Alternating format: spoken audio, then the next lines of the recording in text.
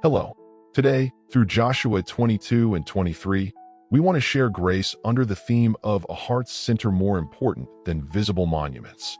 As the war of conquest in Canaan came to an end, the tribes of Reuben, Gad, and the half-tribe of Manasseh, who had received their inheritance on the east side of the Jordan, returned home after helping their brothers as promised. Joshua blessed them and sent them away with many riches.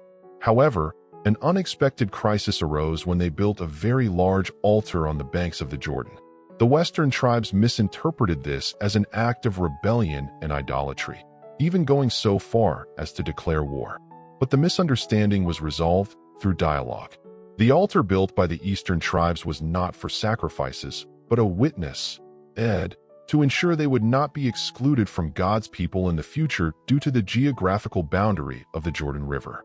They confessed, "It is only a witness so that our descendants do not forget that we serve the Lord."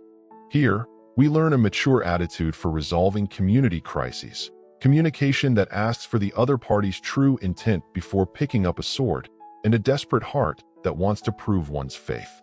In the following chapter 23, an elderly Joshua gathers all the leaders of Israel and leaves a confession like a last will and testament. He first reminds them that the driving force behind their victory was not Israel's strength, but God's fighting. Then he delivers a powerful word. "But you are to hold fast to the Lord your God, as you have until now." Joshua's plea is simple. Do everything written in the book of the law. Do not even invoke the names of the gods of the remaining Canaanite nations, and do not mix with them. He did not forget the painful warning that if they intermarried with them and accepted their idols, they would quickly perish from this beautiful land God gave them. While the altar of witness in chapter 22 was a symbol of external unity, the exhortation in chapter 23 demands internal spiritual integrity. No matter how grand an altar we build, if our hearts leave God and begin to mix with the world, that altar has no power. This is because faith does not depend on how many great wars we won in the past, but on how close I am to God today, right now. In our lives today, we also need an altar of witness. It is not a flashy religious form to show others, but a humble attitude confessing that my life was possible only through God's grace. At the same time, like Joshua's cry, we need a holy distinction that refuses to mix with worldly values. Everyone, examine the center of your heart as you live your day today. Are you perhaps becoming complacent in the promised land and losing your passion for God?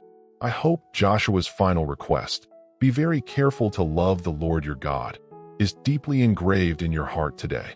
Love for God is the only way to rescue us from the snares of worldly temptation.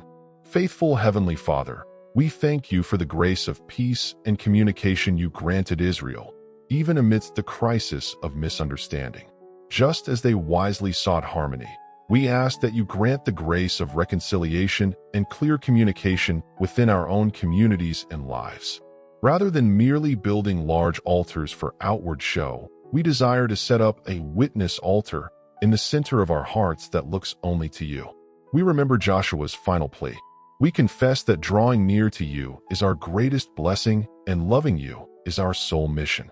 Do not let us compromise with the glittering idols of this world, but help us to maintain our holiness within the beautiful inheritance you have given us. We trust in you, who fights for us by our side today, and we pray in the name of Jesus Christ, our eternal captain. Amen. At that time Joshua summoned the Reubenites, the Gadites, and the half-tribe of Manasseh, and said to them, "You have done all that Moses the servant of the Lord commanded you, and you have obeyed me in everything I commanded. For a long time now, to this very day, you have not deserted your fellow Israelites, but have carried out the mission the Lord your God gave you. Now that the Lord your God has given them rest, as he promised, return to your homes in the land that Moses the servant of the Lord gave you on the other side of the Jordan. But be very careful to keep the commandment and the law that Moses the servant of the Lord gave you, to love the Lord your God, to walk in all his ways, to keep his commands, to hold fast to him, and to serve him with all your heart and with all your soul." Then Joshua blessed them and sent them away, and they went to their homes. Moses had given land in Bashan to the half-tribe of Manasseh, but Joshua gave land on the west side of the Jordan to the other half, along with their fellow Israelites. When Joshua sent them home, he blessed them, saying, "Return to your homes with great wealth, with very large herds of livestock, with silver, gold, bronze, iron, and a great quantity of clothing, and divide with your fellow Israelites the plunder taken from your enemies." So the Reubenites, the Gadites, and the half-tribe of Manasseh left the Israelites at Shiloh in Canaan to return to Gilead, their own land, which they had acquired in accordance with the command of the Lord through Moses. When they came to the region of the Jordan in the land of Canaan, the Reubenites, the Gadites, and the half-tribe of Manasseh built an imposing altar there by the Jordan. And when the Israelites heard that they had built an altar on the border of Canaan at the Jordan, on the Israelite side, the whole assembly of Israel gathered at Shiloh to go to war against them. So the Israelites sent Phinehas son of Eleazar the priest to Gilead, along with 10 of the leaders, one from each of the tribes of Israel, each the head of a family among the Israelite clans. When they went to Gilead and confronted the Reubenites, the Gadites, and the half-tribe of Manasseh, they said to them, "This is what the whole assembly of the Lord says. How could you break faith with the God of Israel like this? How could you turn away from the Lord and build yourselves an altar in rebellion against him now? Was not the sin of Peor enough for us, from which we have not yet cleansed ourselves, even though a plague fell on the congregation of the Lord? And now are you turning away from the Lord? If you rebel against the Lord today, tomorrow he will be angry with the whole congregation of Israel. If the land you possess is defiled, come over to the Lord's land, where the Lord's tabernacle stands, and share the land with us. But do not rebel against the Lord or against us by building an altar for yourselves, other than the altar of the Lord our God. Did not Achan son of Zerah break faith in regard to the devoted things, and wrath fell on the whole congregation of Israel? And he was not the only one who died for his sin." Then the Reubenites, the Gadites, and the half-tribe of Manasseh replied to the heads of the Israelite families, "The mighty one, God, the Lord. The mighty one, God, the Lord. He knows. And let Israel know. If this has been in rebellion or disobedience to the Lord, do not spare us this day. If we have built our own altar to turn away from the Lord, or to offer burnt offerings, grain offerings, or fellowship offerings on it, may the Lord himself call us to account. No, we did it for fear that someday your descendants might say to ours, 'What do you have to do with the Lord, the God of Israel?' The Lord has made the Jordan a boundary between us and you Reubenites and Gadites. You have no share in the Lord, so your descendants might cause ours to stop fearing the Lord. That is why we said, 'Let us get ready and build an altar, but not for burnt offerings or sacrifices.' On the contrary, it is to be a witness between us and you and the generations that follow, that we will worship the Lord at his sanctuary with our burnt offerings, sacrifices, and fellowship offerings. Then in the future your descendants will not be able to say to ours, 'You have no share in the Lord.' And we said, 'If they ever say this to us or our descendants, we will answer, Look at the replica of the Lord's altar that our ancestors built, not for burnt offerings and sacrifices, but as a witness between us and you. Far be it from us to rebel against the Lord and turn away from him today by building an altar for burnt offerings, grain offerings, or sacrifices, other than the altar of the Lord our God that stands before his tabernacle." When Phinehas the priest and the leaders of the community, the heads of the Israelite clans, heard what the Reubenites, the Gadites, and the Manassites had to say, they were pleased. And Phinehas son of Eleazar the priest said to them, "Today we know that the Lord is with us, because you have not committed this sin against him. Now you have rescued the Israelites from the Lord's hand." Then Phinehas son of Eleazar the priest and the leaders returned from the Reubenites and Gadites in Gilead to Canaan and reported to the Israelites. They were glad to hear the report and praise God. And they no longer talked about going to war against them to devastate the country where the Reubenites and Gadites lived. And the Reubenites and Gadites gave the altar the name Ed, saying, "It is a witness between us that the Lord is God."